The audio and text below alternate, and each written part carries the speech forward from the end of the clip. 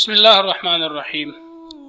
موجودہ حالات کے تناظر میں قادیانیوں کی اقلیتی کمیشن میں شرکت کے حوالے سے ایک مختصر سی گفتگو کرنا چاہوں گا۔ جہاں تک ختم نبوت کا معاملہ ہے، ختم نبوت کا مسئلہ ہے، تو یہ ہمارے ایمان کا لازمی جزو ہے۔ اس کے بغیر کوئی بھی شخص مسلمان نہیں کہلایا جا سکتا۔ لیکن جہاں یہ ایک طرف ایمان کا مسئلہ ہے تو دوسری طرف یہ جذبات کا مسئلہ بھی ہے۔ یہ اللہ تعالیٰ کی بارگاہ میں سرخروئی کا معاملہ بھی ہے۔ یہ شافع محشر کی شفاعت کے حصول کا مسئلہ بھی ہے۔ لہٰذا اگر اس معاملے میں کوئی ادنا سا مسلمان بھی جذباتی ہو جائے تو اس میں اچنبے اور حیرانگی کی کوئی بات نہیں ہے، کیونکہ ہر مسلمان، ہر شخص حضور پاک صلی اللہ علیہ وسلم سے اپنی محبت کا اظہار کرنا چاہتا ہے، اور محبت بھی ایسی کہ اس میں فنا کا کوئی ڈر ہی نہ ہو۔ اور اسی محبت، اسی عشق کے بارے میں اقبال نے بجا فرمایا تھا کہ کود پڑا آتش نمرود میں عشق، عقل ہے کہ محو تماشا لب بال۔ بہرحال اس مسئلے کو سمجھنا چاہیے۔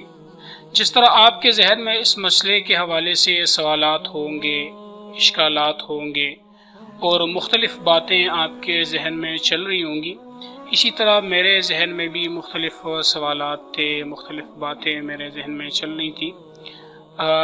میں نے ایک طرف مختلف لوگوں کا موقف سنا اور اس کو میں نے سمجھنے کی کوشش کی، دوسری طرف قومی سطح پر جو مذہبی لیڈر ہیں، جو رہنما ہیں، جو معروف اور جید علماء کرام ہیں، تو ان سے میں نے رابطہ کیا، ان سے میں نے رہنمائی حاصل کی اور ان کو میں نے سمجھنے کی کوشش کی۔ میں نے ان علماء کرام سے کیا سوالات کیے، انہوں نے مجھے ان سوالات کے کیا جوابات دیے، تو انشاءاللہ میں اس ویڈیو میں وہ سوالات اور اس کے جوابات آپ کے سامنے رکھنے کی کوشش کروں گا۔ لیکن اس سے قبل میں چند ضروری باتوں کی طرف نشاندہی کرنا چاہوں گا۔ ان ضروری باتوں میں پہلی بات یہ ہے کہ سوشل میڈیا پر تحریک انصاف اور نون لیگ کے ورکرز نے جو طعن و تشنیع، سب و شتم اور گالم گلوچ کا جو طوفان برپا کیا ہوا ہے، تو اس سے یہ اندازہ ہوتا ہے کہ یہ اختلاف جو ان کا ہے یہ ختم نبوت یا قادیانیت کے مسئلے کی بنیاد پر نہیں ہے، بلکہ یہ سیاسی اختلاف ہے۔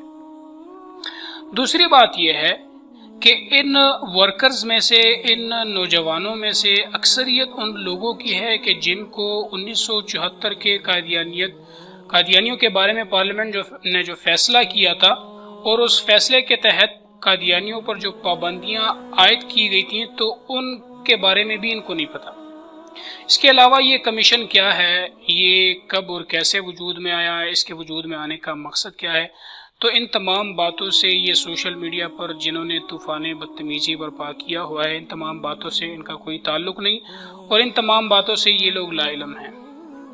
تیسری بات یہ ہے کہ اگر آپ کو ان تمام باتوں کا علم ہے، آپ کو پارلیمنٹ کے فیصلے کا بھی علم ہے کہ وہ کیا ہے، آپ کو اس فیصلے کے تحت پابندیوں کا بھی علم ہے کہ قادیانیوں پر کون سی پابندیاں عائد کی گئی تھی، آپ کو کمیشن کا بھی علم ہے کہ کب، کیسے اور کس مقصد کے لیے وجود میں آیا، تو بے شک آپ بلا جھجک اپنے موقف کا اظہار کریں، لیکن براہ کرم دوسروں کے موقف کو سننے اور سمجھنے کی بھی کوشش کریں، ان کو اختلاف کا حق دیں، کیونکہ یہ اختلاف ان کا بنیادی حق ہے، اور ان کے موقف کو سننے کے بعد اگر آپ ان سے اتفاق کرتے ہیں یا نہیں کرتے ہیں، یہ آپ کی مرضی ہے، لیکن براہ کرم دوسروں کے موقف کو سننے اور اس کو برداشت کرنے کا حوصلہ رکھیں۔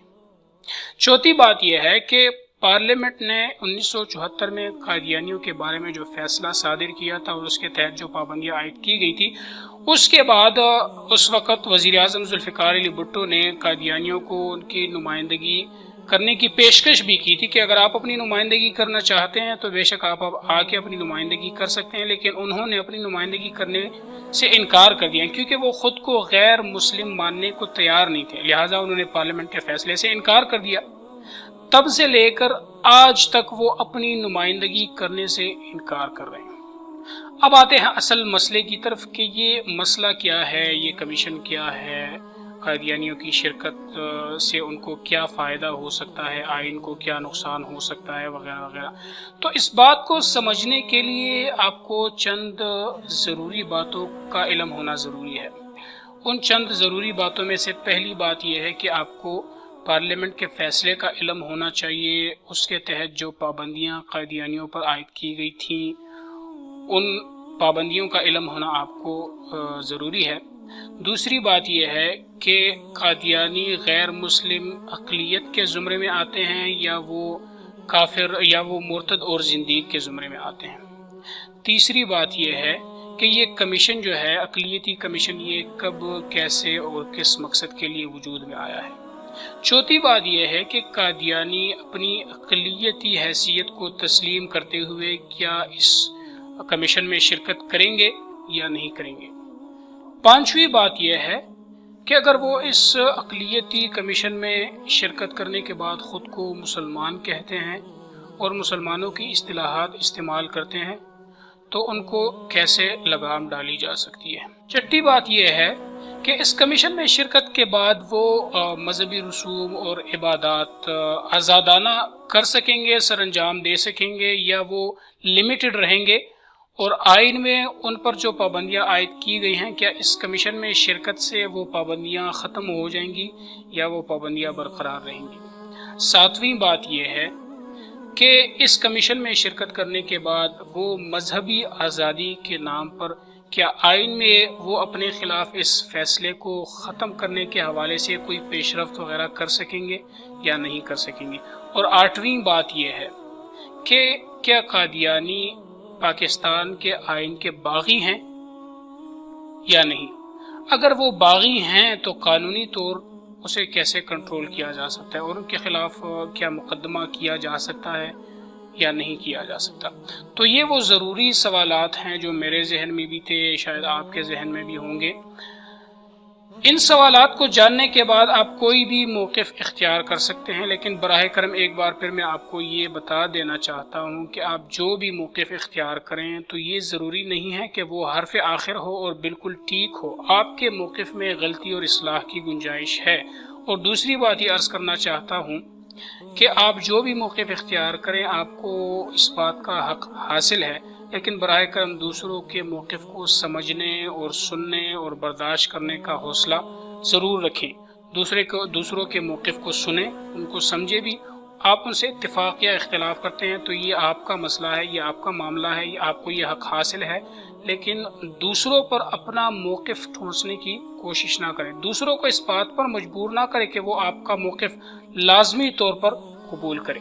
یہ جتنے بھی سوالات میں نے آپ کے سامنے رکھے ہیں جو اس مسئلے کو سمجھنے کے لیے ضروری ہیں، تو اس کے لیے میں نے اس ویڈیو کی ڈسکرپشن میں ایک آرٹیکل اپلوڈ کیا ہوا ہے جو اسلام آباد اسلامک یونیورسٹی کے ایک پروفیسر ہیں ڈاکٹر مشتاق صاحب، ان کا ایک آرٹیکل ہے، اور اس آرٹیکل میں انہوں نے ان تمام سوالات کے جوابات دیے ہوئے ہیں۔ آپ وہ آرٹیکل پڑھیں اور اس کے بعد آپ جو موقف اختیار کرنا چاہتے ہیں تو آپ وہ موقف اختیار کر سکتے ہیں۔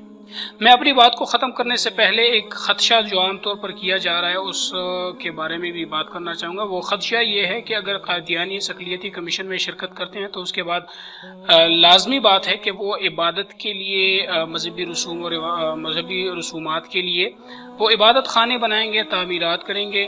چونکہ وہ اپنے آپ کو مسلمان نہیں کہتے اس لیے مسلمان ان کی عبادت خانوں میں جائیں گے اور اس طریقے سے وہ مسلمانوں کو آسانی سے اپنا شکار بنا سکیں گے۔ تو اس حوالے سے دو باتیں عرض کرنا چاہوں گا۔ پہلی بات تو یہ ہے کہ اقلیتی کمیشن میں شرکت کرنے کے بعد اگر وہ مسلمانوں کی اصطلاحات استعمال کریں گے یا وہ اس طرح کی کوئی سرگرمیاں کریں گے تو تعزیرات پاکستان کے تحت ان کو جرمانہ یا انہیں سزا دی جا سکتی ہے۔ دوسری بات یہ ہے کہ اس ضمن میں علماء کرام جمعے کے خطبات اور بیانات میں قادیانیوں کی معاشرتی اور مذہبی حیثیت پر بات کر کے اپنا کردار ادا کر سکتے ہیں۔ اور تیسری بات یہ ہے کہ قادیانی مسلمانوں کو اتنی آسانی سے اپنا شکار نہیں بنا سکتے، کیونکہ ختم نبوت والوں نے اتنی محنت کی ہے کہ اس ملک کا بچہ جانتا ہے کہ قادیانی غیر مسلم اور کافر ہیں۔ اپنی بات کو ایک واقعے پر ختم کرنا چاہوں گا۔ وہ واقعہ یہ ہے کہ جگر مراد آبادی انڈیا کے ایک مشہور شاعر گزرے ہیں ان کے بارے میں کہا جاتا ہے کہ وہ شراب نوشی کے بھی عادی تھے۔ ایک مرتبہ وہ کسی مجلس میں بیٹھے ہوئے تھے اور کچھ غیر مسلم بھی اس مجلس میں بیٹھے ہوئے تھے۔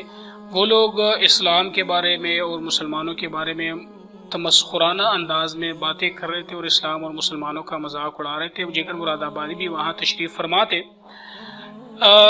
یہ جگر مراد آبادی ان کی باتیں سن رہے تھے، لیکن ہوتے ہوتے بات کرتے کرتے ایک شخص نے شاید حضور پاک صلی اللہ علیہ وسلم کے بارے میں شاید کوئی نازیبا الفاظ کہے ہوں گے یا کوئی گستاخی کی ہوگی، تو جگر مراد آبادی اچانک سے سیدھے ہو گئے اور ان سے کہا کہ بھئی اب بس کر دو، آپ نے ہمارے دین اور مسلمانوں کے خلاف جتنی بھی باتیں کہیں وہ میں نے برداشت کر لی، لیکن براہ کرم پیغمبر، ختم نبوت اور ناموس پر بات نہ کیجیے، کیونکہ یہ ہمارے ایمان کی آخری حد ہے اور یہ ہمارے پاس آخری سرمایہ ہے، تو اس کو ہم سے چھیننے کی کوشش نہ کیجیے۔ تو اس واقعے کا ذکر کسی نے اشرف علی تھانوی رحمۃ اللہ علیہ کو کیا، تو انہوں نے کہا کہ جگر مراد آبادی کا جگر تو خراب ہو چکا ہے لیکن ان کا دل ابھی بھی ٹھیک ہے۔ تو میں یہ عرض کرنا چاہوں گا کہ مسلمانوں کا دل ابھی بھی ٹھیک ہے، آج بھی ٹھیک ہے، لہٰذا قادیانی مسلمانوں کو اتنی آسانی سے اپنا شکار نہیں بنا سکتے۔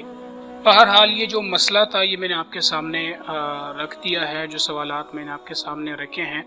اس سے پہلے تو اس کے جو جوابات ہیں وہ اس ویڈیو کی ڈسکرپشن میں نے ایک آرٹیکل اپلوڈ کی ہوئی ہے۔ یہ آرٹیکل اسلام آباد اسلامک یونیورسٹی کے ایک پروفیسر ڈاکٹر مشتاق صاحب کا ایک آرٹیکل ہے۔ اس آرٹیکل میں انہوں نے اس تمام سوالات کے جوابات دیے ہوئے ہیں۔ آپ وہ آرٹیکل پڑھیں اور اس کے بعد بے شک آپ کوئی بھی موقف اختیار کر سکتے ہیں۔ اللہ کرے کہ ایسا فیصلہ ہو جس سے اسلام، مسلمانوں اور پاکستان کے حق میں بہتری ہو۔ اللہ تعالی ہم سب کا حامی و ناصر ہو۔ شکریہ۔